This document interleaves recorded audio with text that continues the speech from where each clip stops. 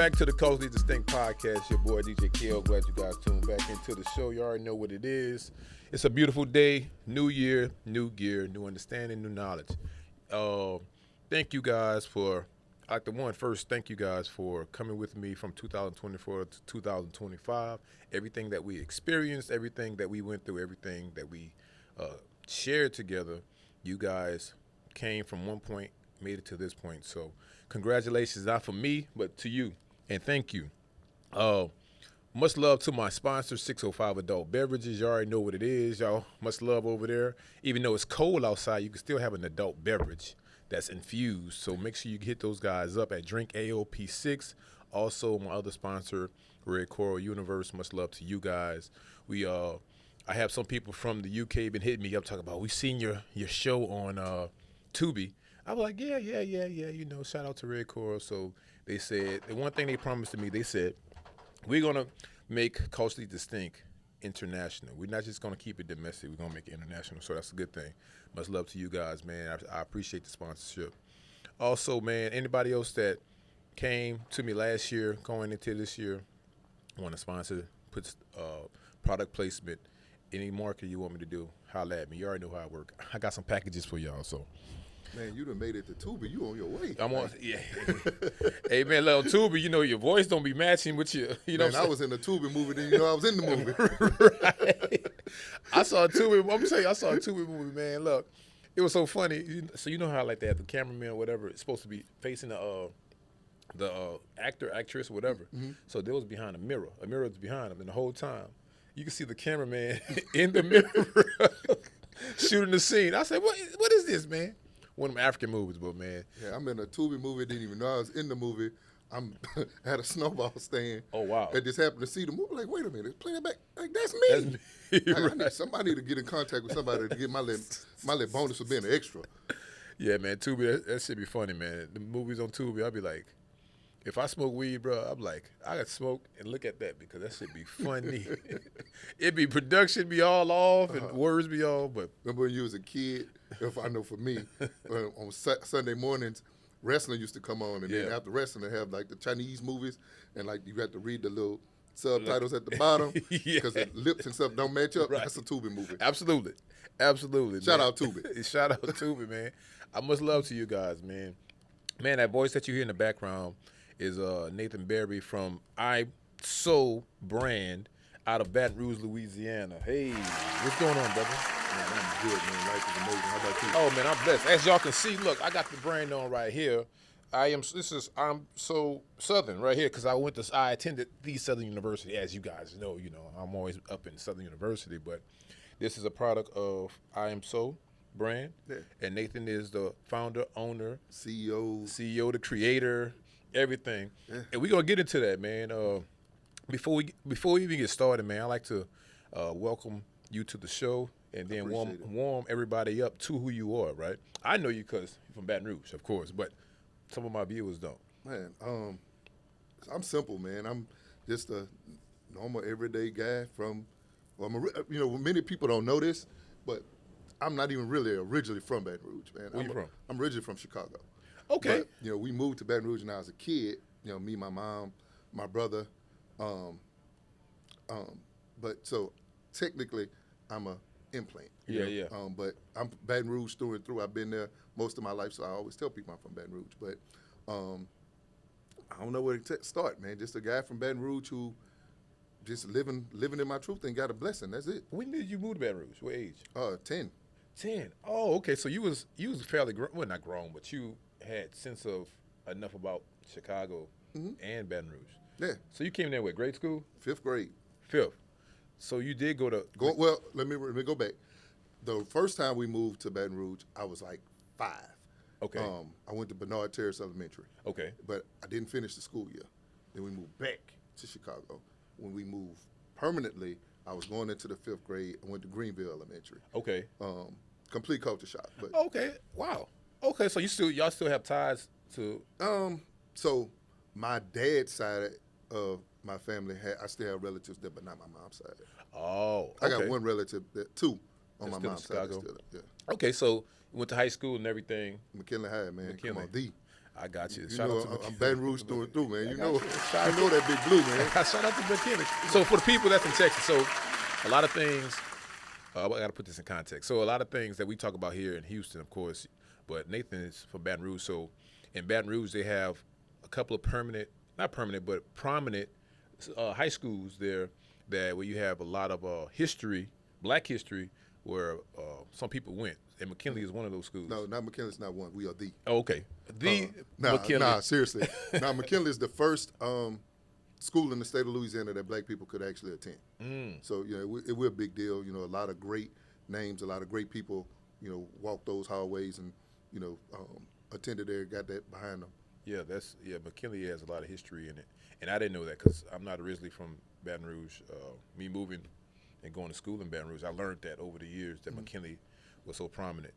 So you went to McKinley High. So then from McKinley, what happened? Military, college? Norfolk State University. Okay, in Virginia. Norfolk, Virginia. Shout out to Michael Vick, by the way. I'm so HBCU. That's why I'm wearing the green and gold. Oh, okay. Yeah. Okay, so you went to Norfolk. Norfolk State, yeah. How you get from Baton Rouge? Hold up. All right, Chicago, Baton Rouge to Norfolk. Man, you know, I'm one of those people where I really feel that we all got a journey. Like, life is this big movie. Some may even say it's a Tubi movie. It's like this big-ass movie, right? Right. And we all just actors in the movie, but none of us know how the movie ends. So the director says do, and you just do. And so that was my path. You know, I went to Norfolk. Wow. How was that experience? Amazing. Amazing for me because it was like the first time I was able to be around people like me that aren't like me. Right, that makes sense. You know, when you move from the South to the East Coast, it's completely different. You know, people talk different, they dress different. Culture. You know, the culture's different. Yeah. And so I tell anybody who listen, like, college is not for everybody, but I think everybody should go. You know, that don't make sense, but it makes sense in the sense of no other place in the world can you have people from this many different walks of life, this many cultures, ethnicity, races, all in one place at one time. Right. Yeah. Now, I'm not saying everybody got to have a degree to be successful, but I think everybody should attend college to get the social experience. The understanding of it and just being able to coexist with different types of people, not being stuck in just your box. That's it. Yeah, your way, your imagination. Yeah. So graduated? Yes, sir. From Norfolk State University. What y'all gonna do with Michael Vick, man? Man, Michael Vick, you know, this crazy thing, people making a big deal about Michael Vick being the football coach, right? Yeah. And Michael Vick is from Virginia. Yeah. I think he's going to do amazing work. I mean, the way that with NIL and the transfer portal, that has changed college athletics as a whole. But a big name hire like that is going to draw attention. Absolutely. So I just feel it's going to make the program that much better. Yeah, and people don't realize that. Speaking of Virginia, so I stayed in Virginia for work. I was in Hampton in Newport News, where Michael Vick is from. Yeah. So a lot of people don't realize that Virginia has a lot of talent. Tons. A lot of talent. They don't realize Allen Iverson, Michael Vick, Alonzo Mourning, Ronald Curry. A lot of them dudes that's from right there in Virginia. The whole Hampton Roads area, you know, which is Hampton, Norfolk, Virginia Beach, like Suffolk. That's a whole bunch of areas, kind of like a Houston, just not as big. Right. You know, so many talented people from that one little area. Yeah, it is. And Vic being there now, he's going to recruit. Of course, his name is going to get a lot of kids over there that normally wouldn't go that way. But Big Worm was there prior, who was at Southern. Yeah. They had to let him Odoms, go. Yeah. So, but much love to Norfolk, and I give a shout out to that. I'm gonna give a shout out to HBCU. I give love to all HBCUs on the show. So, you know. But I hope them guys are successful for the 2025-26 season. So moving right along, you graduated, you moved, and you came back. Okay, so, man, I call myself running, honestly. Okay. I got into like some troubles. Okay. And like we all did. Yeah. So it's like, I got to get back to Baton Rouge. Like, they'll never find me there. Situation resolved, you know, just me being in my own head. I got back to Baton Rouge and didn't have a plan. You know, didn't know what I wanted to do because, like, as a kid, I always thought I wanted to be a lawyer. Okay. But I never knew what a lawyer did.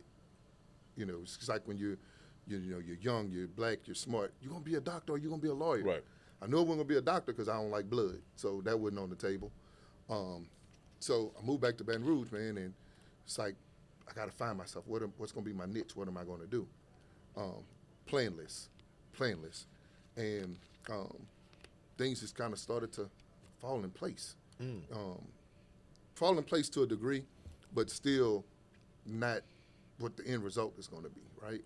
I started a company promoting concerts and managing like rap acts and different things like that, and that went bad. In Baton Rouge. In Baton Rouge. Okay. That went bad. I met a man, but at the same time, I was managing a Foot Locker. Okay.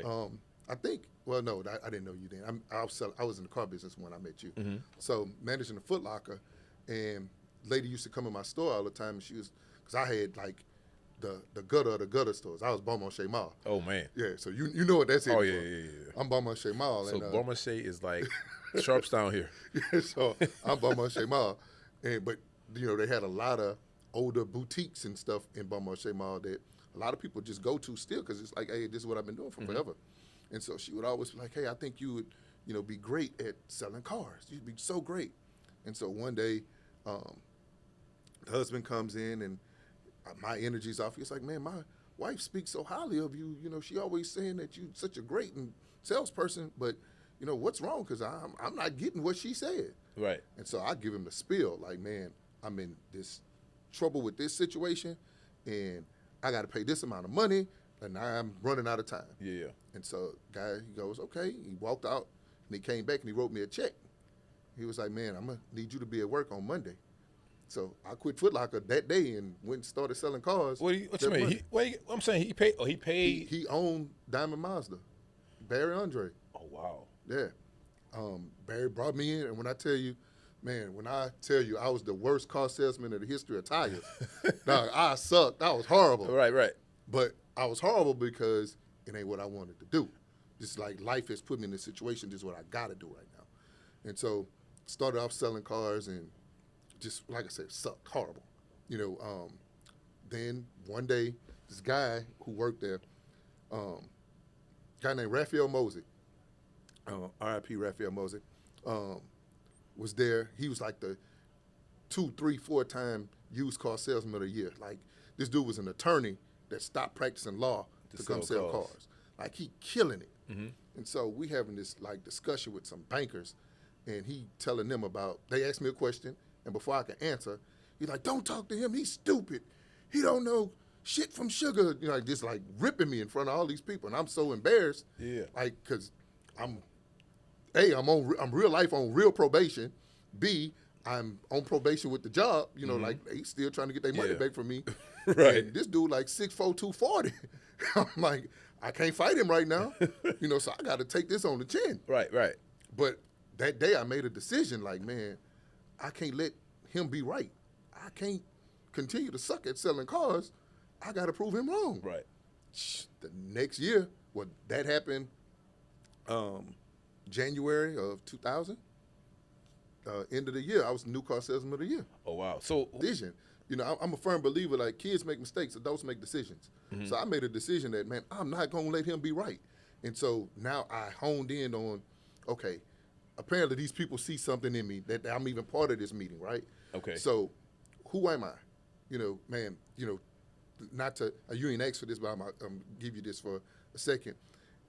Also, in that time when I'm the worst car salesman in the world, mm-hmm.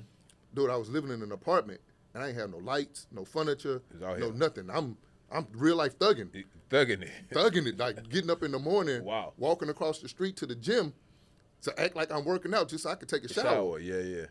Go to the dealership, and at nighttime when the dealership closed, dude, I'm sneaking keys so I have transportation if I want to go do something at night. I got you. So Raphael Moses said what he said, and I went home, bro. I cried and cried and cried.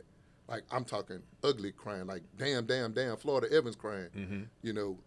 But I made a decision, like, all the stuff that I wasn't taking it serious, now I'm going to be dedicated to it. I'm going to answer every phone call. I'm catching every up. Like, nobody going to come on this lot without seeing me. Right. Yeah, but I didn't have a day off for like 2 years. Like, I'm locked in. Raphael Mosey is my ammunition. I got to prove him wrong. Yeah, he was the fuel. Yeah, he was your fuel. Yeah. Yeah, because you didn't want that feeling again of that. That was the lowest. Now this is what makes this story like all the way bad. 4 years later, Raphael Mosey had to come to me for a job, Wow. and I hired him. And it came full circle. I hired him because I wouldn't have accomplished what I accomplished without him. Without that. Sometimes negative things happen, but you gotta not look at it as a negative. This negative might be the thing that changed your life. Absolutely. And that negative moment, me feeling like I'm the shittiest of shitty, excuse my language, made me get up on and really take this serious, and now I'm locked in. But that's a good story, man, because you have a lot of young kids, adults, young adults, and adults that are kind of in that situation, because especially during this time, you have the pandemic, which messed a lot of people up.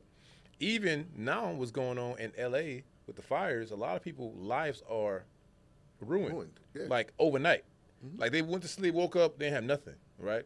And some people, I was talking to a friend last night, said some people dropped their insurances because it's like, why are we paying insurance? It's fire insurance, and just so happened a fire hit, destroyed everything with no insurance.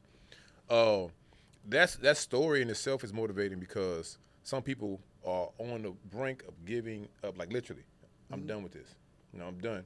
But like you say, you change your mindset and you use that as fuel to fire you up to where you went next. So where did you go next? Okay, so I always talk about how I feel like there's a difference between inspiration and motivation, right? Okay. And so my thought is motivation is momentary, inspiration is eternal. And Raphael Mosey was inspiration for me. Okay. Because he changed my life. If I was motivated, I'd have just had one good car month, prove him wrong, and then now I'm done. Yeah. So I stay in the car business, new car salesman of the year. Next year, I'm new car and used car salesman of the year. Come back, do it again. Now it's like, I'm that guy. So now you in sales. You're in car sales now. Yeah, I'm that guy. Like billboards, radio ads. Like, I'm the dude. Okay. And I said, you know what? It's time for me to get in management. And I went to the people. I went to Barry. Like, hey, I want to be a manager. And, man, again, Barry Andre, I love that dude. I haven't talked to him in quite some time, but he changed my life as well because he sent me to F&I school, the finance and insurance school. Wow. Finance and insurance school, and never asked me for anything. But it was a giver, wasn't he? He'd give you a check and he sent you to school? Sent me to F&I school. Man, I go to F&I school. I get certified to do finance and insurance. But now I want to be the finance manager here. And at that particular dealership, and that wasn't in the cards. Like, if you're going to make me the finance manager, you got to get rid of him. Yeah. And he ain't done nothing for you to get rid of him. Right. So you have to move on. I went and took a job at another dealership. I was floor manager there. I knew that wasn't, the ladder wasn't going to go up high enough for me there. Okay. So the ceiling was there. Ceiling was too low. Ceiling was way too low. Like, I'm scrubbing my head on this ceiling. Yeah. But the way that they ran it to me was, if we put you in management, who gonna sell at least 25 to 30 cars a month? And my mindset was, man, if you put me in this office back here, we're gonna sell them 25 or 30. Plus, now I'm touching every deal. Yeah. Like, we still gonna make money. Right. But they didn't want me. They tried to force me to believe, like, nah, that ain't how this goes. I want you to stay right there so you could continue those numbers. Right. Production. So, good friend of mine was GSM at All-Star Automotive Group. It's the largest automotive dealer in Louisiana. And he told me, hey, come work here, and I promise you we're going to get you in F&I. Okay. So I went and worked there for a year, and bam, they put me in finance. But I had to go to another All-Star store. They put me in finance, and then the numbers started. Okay. Now I'm really cooking. Had a great life, great living, accomplished a lot. Finance manager here, manager of the year there, all that kind of stuff. But it just got to a point where, I'm kind of being long-winded and coy at the same time. There came a day when I knew that the car business, I was done with it. Yeah. I went and worked at another dealership, and I was getting one day off a month. One Saturday off a month. You were 30 days. Yeah, one day off a month. Because even on Sundays, I'm going in, doing deals, cleaning up deals. But I always attribute, like, my car business success. I really had 4 great men, great mentors that really helped to Help shape you. who I am. Okay. Barry Andre is one of them. Like I say, without him, I don't even get an opportunity. Curtis Hopkins, who was like Curtis involved in every name I just gave was white except for Curtis Hopkins. Wow. Yeah. Well, that's amazing. That's like, so, man, I'm thinking about, I was listening to something the other day, and this brother was saying kind of a similar story to what you were saying, how his success came from majority of white people that believed in him. It was like organically. It's like he don't know why they selected him or why they just took a liking to him. They just took a liking to him, and because I think the conversation was more of like, it was like it wasn't help. It was like something in the hood. It was like, who does the most work in the hood or something like that. It was something to that degree, and the guy brought up his scenario, the same similar story, and he was like, I don't have that story. He said everybody that really kind of helped me or kind of poured into me was like of another race, and it's just thinking about that. But that's funny, man. How you do have some. I want to say some good white folks out there that. Man, there's some good ones. There's some bad ones. There's some good black people. Some bad black people. You know. But that's a message in itself, you know, because a lot of people think it's only one. Oh no. Like when I say, man, you know, funny story, man. I can't think of the name of this movie. I think it's The Game with Ice-T. He's like goes out hunting with like this group of white guys, and he becomes what they're hunting. Oh, shit. So Richard and Barry, we had a guy named Blaine LeChute, and I got a partner named Jason Walters. Shout out Jay, man. So they had a camp, Lake Rosemont. So they invite us like camping. Like they're going hunting, and man, we get out there and it's like all these. We're the only blacks. Oh my goodness! And there's all these guns, and I was Whites. like, man, I don't even know how to shoot no shotgun. Like, bruh, when I tell you uncomfortable, I'm like, because all I can think about, I'm about to have to start running through the damn woods.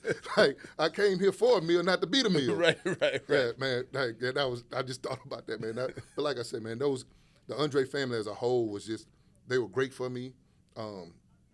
Rick Hillman, Rick was my guy, and. So I was almost like Rick's kind of personal concierge, you know. Okay. Hey, Nate, I need you to go pick up, you know, Justin and Jonathan from piano practice. I need you to bring them here, bring them there. Okay. So I'm always doing stuff for him, right? But I'm killing it at the dealership as well. And so fast forward some many years later, Rick died. You know, he died in California. I was gonna ask you that. I was like, are they still living?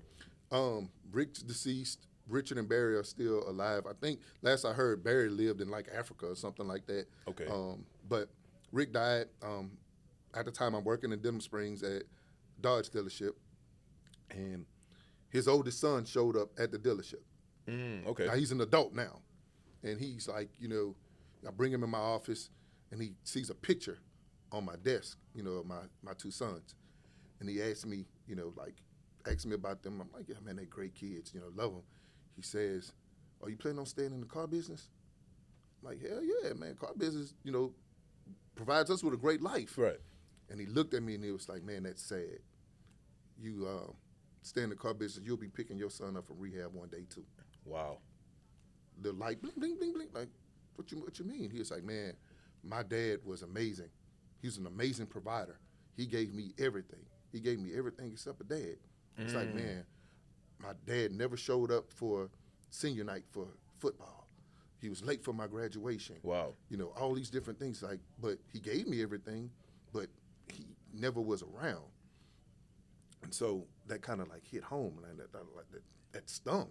Right. You know, I'm looking at it like, man, That's deep. I'm able to provide everything, but man, am I giving them Everything. Yeah.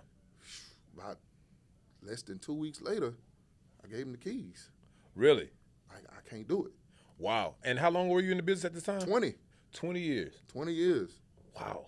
High 20. And you had that conversation with Rick's son, and you retired. Well, you resigned 2 weeks later. Yeah. So what was the plan? Didn't have one. So you, Here we go again. I bet you like, Didn't have one. What am I doing? Didn't have one. I knew that I had to do something. Absolutely. Um, Especially having a family. yeah. So I, what did I do first? I think, I went and applied for a job working for ADT, security people. Yeah, security. Yeah. And the guy that was my boss was an asshole, holding me back, like wouldn't let me be me, like wanted to keep me under his thumb. And so um, I got a job. So I'm working for ADT. Now, mind you, I've been in the car business 20 years. Mm-hmm. So for me, work means, man, you putting slacks, shirt, tie. Right. Sometimes, A suit. this is what you wearing. So it's the summer. ADT, like. It's the summer. And I'm dressed up and I'm walking in Gaudier. Oh my goodness. I'm walking in Gaudier With a suit on. with some wingtips, slacks, button down. I see a dude that I've been knowing for. You probably know Patrick August. I haven't seen his face. I might know him. Yeah, I'm pretty sure you do because y'all I was there about the same time. Okay. So I see Pat, and he's like, "What you doing?" I'm like, "Man, I work for ADT." And he said, "Dressed like that?" Right. I said, "Man, yeah, just like this." He said, "Man, you need to come work for me or work with me." I'm like, "Who you work for?" He worked for a competitor called Vivint, Vivint. Yeah. And so I'm like, "Man, I'm good over here, know what I got going on." He's like, "I'm telling you." He said, "Man, how much money you made working for ADT?" And I'm like, "Oh man, I got to tell him a number." Right. That so he don't really think I'm like no punk, like I'm really killing it, Right, right? right, Even right, though I right. know I'm really not. Yeah. But I gotta. So I'm like, man, last month, man, I made like $8,000. Not that I mean $8,000. He thinking he selling at the time. I'm new to this security thing. Right. You don't know the numbers. I don't know numbers, right? Yeah. So I'm like $8,000. If I'm telling him I make $8,000, that's almost $100,000. I'm still almost car business. I'm six figures. This is close enough. Right. So he was like, "Oh, that's all." Like, what you mean? That's all.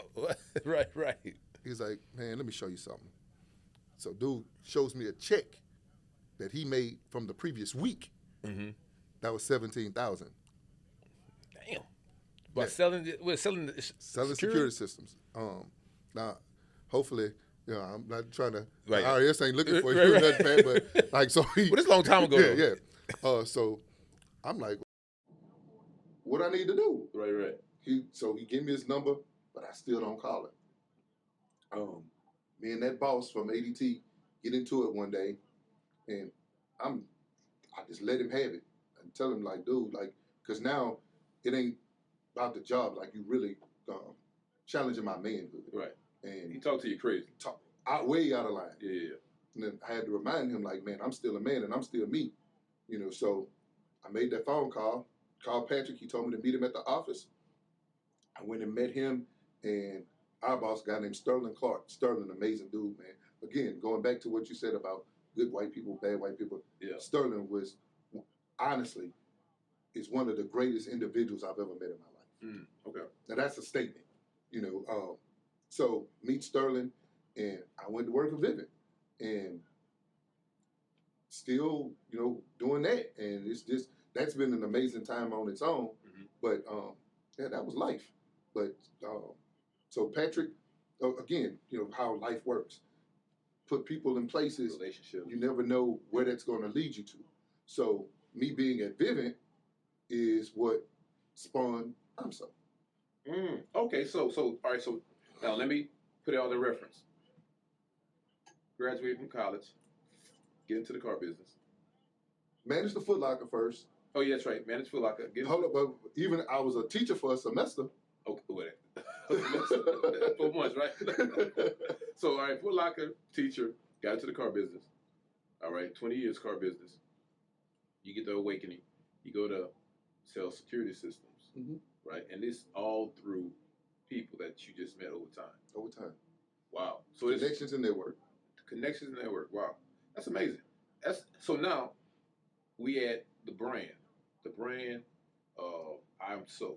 Mm-hmm.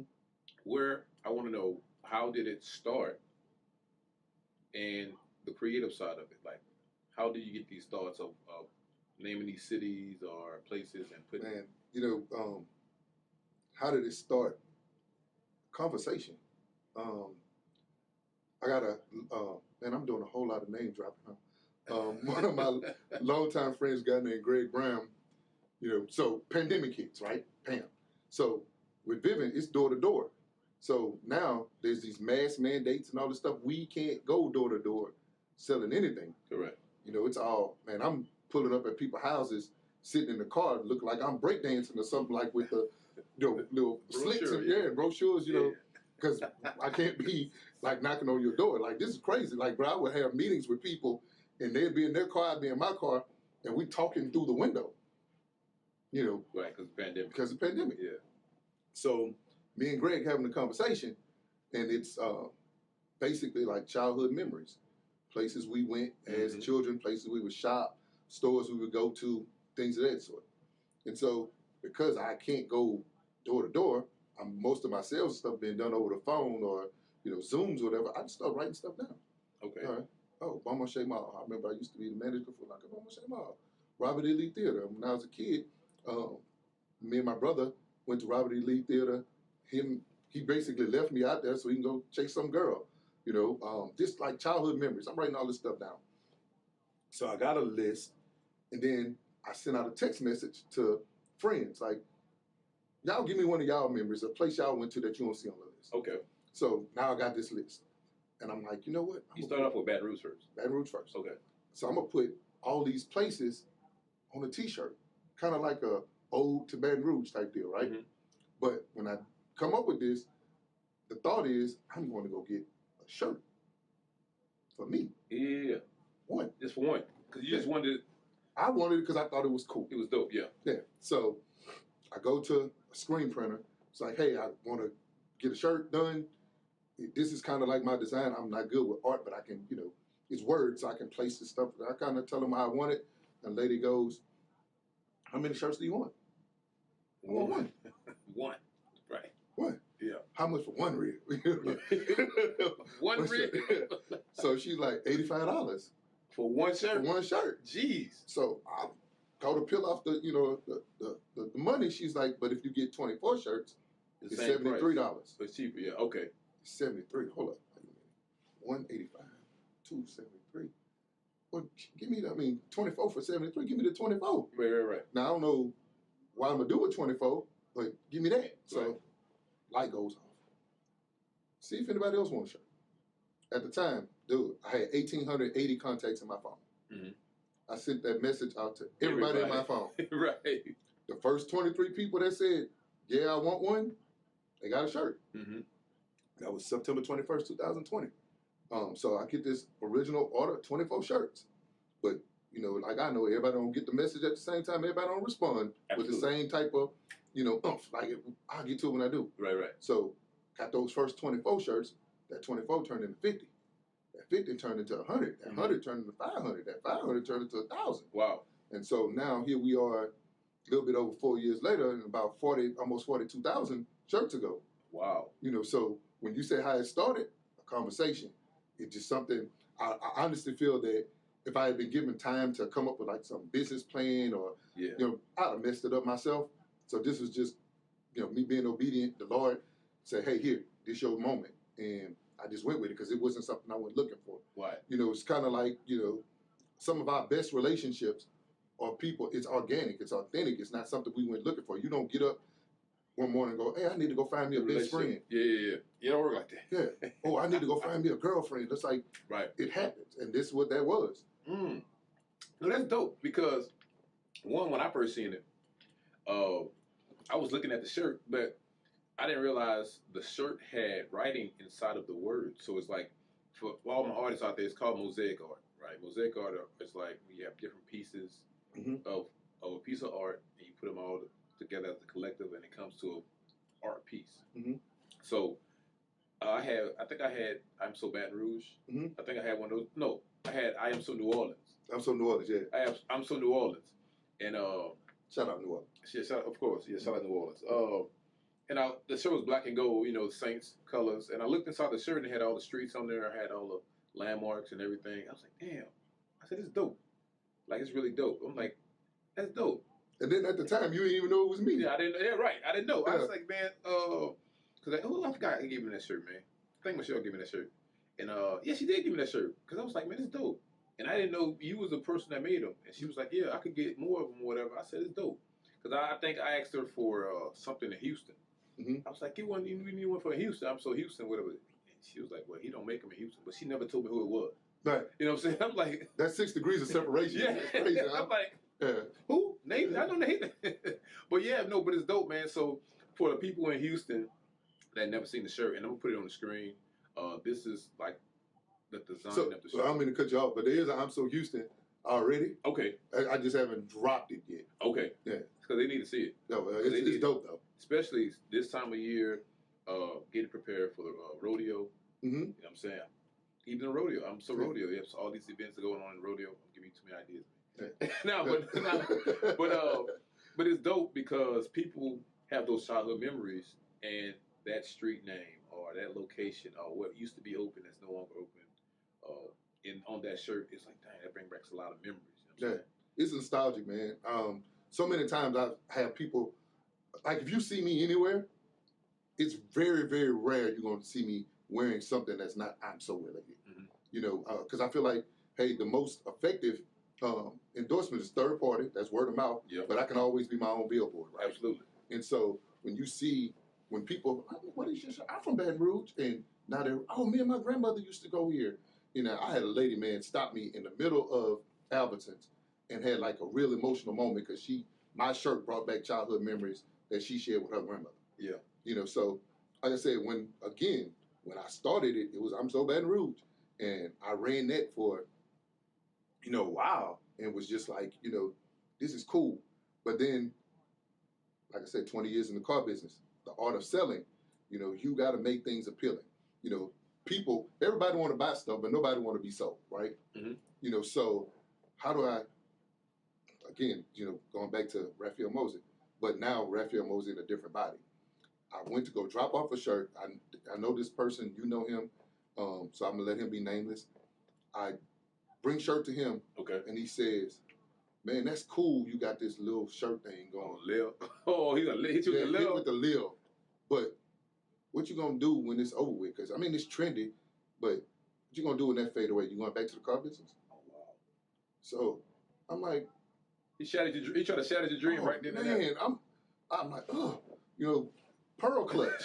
Like, dude, like my little shirt thing, Dang.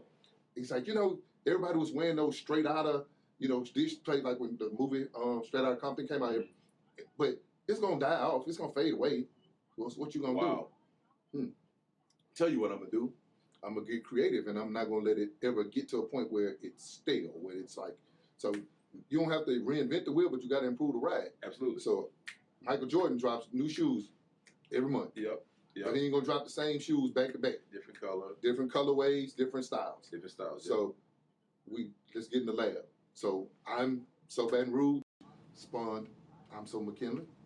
Because what I was doing with the I'm So Baton Rouge thing was high school is a big, big deal for people in Baton Rouge. Yeah, absolutely. I mean, because you got Southern, you got LSU. Mm-hmm. That's the end all be all. That's the collective. But we all went to different high schools, right? So I'm just gonna start making I'm So Baton Rouge shirts in everybody's school colors. So now, all the McKinley people, we want the blue one, the black and white, or blue one, the gray and white. My Glen Oaks people want the black and red one, or the red and black one. So that was the push. Do everybody's school colors. Yeah. Now, let's hit them with something different. Let's do an I'm So McKinley shirt. And then I dropped I'm So McKinley and I'm So Glen Oaks the same weekend. Wow, okay. Bananas. That's dope. That created I'm So Capital. Then I'm So Scotlandville, and I'm So Tara. And so now I already made the first wave with the I'm So Baton Rouge in your school colors. Now I got your school on the shirt. I got you, yeah. I hit you again. Oh, you bought the shirt when it was hot outside, so you bought a t-shirt, but now it's cold. Now you got to get your hoodie. Right. So apparently it's another way. That's dope. That's dope. And then, over time we just kept expanding. Like, I'm So Super, which is a shirt for autism awareness. Looks like a Superman S. That's a huge seller. I'm So Aware, which is a breast cancer awareness shirt. I've done shirts for different churches, different businesses, The Grind, Quarters, Ball and Rule, Simple Joe's, just like businesses, engineering firms, wedding parties, Southern. like Southern University. Even that, this is the second generation I'm So Southern. Even that was a big deal because that was like a momentum shift because like the city was already behind me, but now on a national front, there's people coming from all across. I mean, Southern University graduates don't just stay in Louisiana. I mean, hell, you here in Texas, right? But I got people from everywhere on I'm So Southern. I've done sorority stuff. I'm So Pretty, which is AKA. I'm So Diva, which is Delta Sigma Theta. Yeah. Like I said, it's just always, you ask where the creativity come from. It's, again, that person saying, you got your coolest shirt thing. I can't let him be right. So you need, so in other words, you always, what's the guy name, the first guy you met? Raphael Moses. Raphael Moses. So it's, you find that Raphael Moses in that person that, you know, it's okay, I got some future. Tell me I can't, and I'm going to show you how I did it. That's interesting, man. That's good, man. I like that. That's motivating right there. No, that's inspirational. That's inspirational. Yes, I'm listening. Yeah. That's dope, man. So how can the people find the shirts? What websites, what social medias, how can they find you? So my Instagram is Mr. I'm So Baton Rouge. Facebook is Nathan Barrett. The website is www.imsobrand.com. There's a lot of stuff going on with that right now. Yeah. It should be back up and running relatively soon. But social media is something I hate, but I understand it's a necessary evil. Yeah. Gift and the curse. Yeah. So, but any way to contact me is always on social media. So if you try to if you go to the website right now, you ain't gonna see anything but a blank screen. Okay. But you go to social media, I'm easy to find. Mr. I'm So Baton Rouge. So I want to say this. Since I'm in Texas, you know, I know, so since I'm in Texas, I'm from New Orleans, I went to Southern. They have a lot of people that's from Texas that went to PV and TSU. It's the weirdest thing. TSU and PV never compete. They always compete with Southern for whatever reason. So you guys, TSU, I am so TSU. I see it's coming. I'm so PV, Prairie View. I see it coming. Basically, the whole swag. But right now, you get an I'm So HBCU. And that's everybody. That's everybody, right? Everybody. Yeah. SWAC, MEAG, CIAA. Shout out CIAA. Man, I miss CIAA. Yeah. But the tournament. The tournament is coming up. Yeah. Bro, that's amazing. If you've never experienced, well, of course it's different now because so many of the schools that were in CIAA and MEAG now. But just picture a week-long Bayou Classic. Yeah. And that's CIAA. For basketball. For basketball. Yeah. Yeah. It's dope. I've been once. You know, CIAA tournament ranks right up there with homecoming at Howard. Yeah. Like those are, and of course can't have Freaknik now, but those are like 3 must-have black events you got to experience if you're over 40. You know, so yeah. I'm So Homecoming. That's another one. Man, we got that. So we all so something. Man, last year I went on and made an investment to where I could do like personalized. Like if you want to, I'm so culturally distinct, but you don't want to get 50, all you want is 1. I got you. Get 1. Oh, that's dope. If you want to, I'm so Logan. Logan can get 1 shirt. You know, like I said, it's just it's reinventing the wheel. Not reinventing the wheel, just improving the ride. Right. And that's what my goal is to improve the ride. That's dope. I might do culturally distinct. I'm thinking about that. Yeah, we could do like culturally distinct and like all your past guests. Yes. You know, put 'em on there, yeah, I was thinking dope. about that. As you was talking, I was thinking about that. Great minds. Yeah. But yeah, okay, cool. So, man, I appreciate you coming up here, man. And I appreciate you having me, man. This, like, I love these kind of moments where you can just get to be yourself. Right. You know, there's cameras, but you just relax. Because I don't view you as just the guy who's giving me interview. Yeah. Like, you somebody I know. No, you for years. We have a relationship already, so it's just like we just having a conversation. Right. You know, it's just natural, it's authentic, it's organic. And then, you know, I think you're the first person from Baton Rouge on the show. Well, that live in Baton Rouge, from Baton Rouge on the show. Man, look at me, we're the first. First Obama, not me. Right. In 2025. Yeah, man, we on our way. Tubi, I need a movie. It is. And, man, I'm going to get more people up here, man, from Baton Rouge and other places that people that I have relationships with. It's just, you know, timing and making sure that everybody's schedules work out. But like I said, man, I appreciate you coming up here, man, and Thank taking you. time out your busy day and just giving us the brand. Because I didn't even know the story behind I'm So. That's why I wanted the story. I was like, how did this even get started? Like I say, it's God's will, man. Yeah, yeah, it's dope, man. And this is gonna be infectious. It's gonna spread. People, I'm telling you, people gonna be like, man, we need this, we need this, we need this. And so, as far as the creative part of it, man, like for me, there's a difference between experiences and transactions, right? People, like I say, everybody want to buy stuff, nobody want to be sold. People pay for things that they want. Yes. But I don't want you to have a transaction because last time you went to the store, you bought something, right? You remember what the lady's name behind the counter was? No. No, you don't. But if that lady created an experience to where you like, man, I'm going back to that store. Yeah. I'm gonna build a relationship with her. I'm gonna build a relationship with this business. Right. That's what I'm on. That's sales 101. That's me. I want you to have an experience. So when people like, it's like, oh, how do you do this? And there's that as much traction on the website because me personally, man, I show up. Yeah. So when I show up and I got these crates of, you ordered a yellow I'm So Southern, right? But I show up and I got a navy blue and a royal blue and a baby blue and a gray one. Oh, that's dope. But I'm gonna show you. I know where your shirt's at, but I'm showing you all this other stuff, acting like I can't find it. You seeing all these other ones. I got you. So guess what happens? You upsell yourself. So I'm like, I want that one and that one. And exactly. Matter of fact, I'm gonna call somebody. You want one too? Exactly. I got you. Whereas online, click, I want blue, Hey, man, ship it, handling. You giving too many gems away, man. Oh, that's what I do. The gym giver. I see drop you dimes. So people that's in sales, people that are selling something outside of a product or anything, he just gave you one-on-one. He just gave you $1 million game, $1 million worth of game For free. For free. If you gotta catch it though. If y'all didn't catch it, that's on you. But that's dope though. Yeah. Act like you don't see it. Like hold on. Yeah. And be like 5 minutes later, like damn, I like that one. I didn't know you had that color. Then I'm gonna show up wearing what you bought, but just in a different colorway as well. That's dope, man. I like that. Man, look. I gotta get out here. I gotta pay some bills, man. So, man, look, guys, y'all got the $1 million worth of game and the storyline. What Nathan just broke down. You know what I'm saying? Not just the brand that I'm so, but you can apply this to your life. You feel Every me? day. Everyday life, man. And that's dope, man. I appreciate that.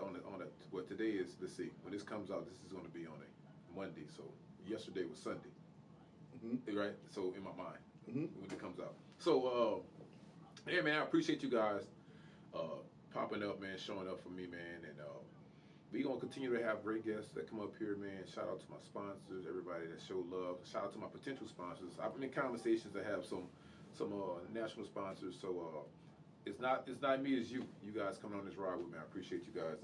We got to get out here, Nathan, one more time. How can they find I'm So Brand? www.imsobrand.com. Right now, you'll be looking at a blank page. However, Instagram, Mr. I'm So Baton Rouge. Nathan Berry on Facebook, TikTok. Yeah, I don't have a Twitter yet, but yeah, that's where I am. Nathan Berry, Facebook, TikTok. I'm So. TikTok, Nathan Berry as well. Instagram, Mr. I'm So Baton Rouge. I'm So Baton Rouge. Make sure y'all hit him up. MR period IMSOBATONROUGE. Why you know that was a song? Nah, Yeah. That's what you meant. That sounds like Fabulous. Huh? Yeah. FABOLOUS. Yeah. I got you, man. We got to get out of here, man, guys. Look, man, once again, big shout out to Southern University. Big shout out to Baton Rouge. Big shout out to New Orleans. I love you guys, man. You guys can't do nothing about it. We out of here. Peace.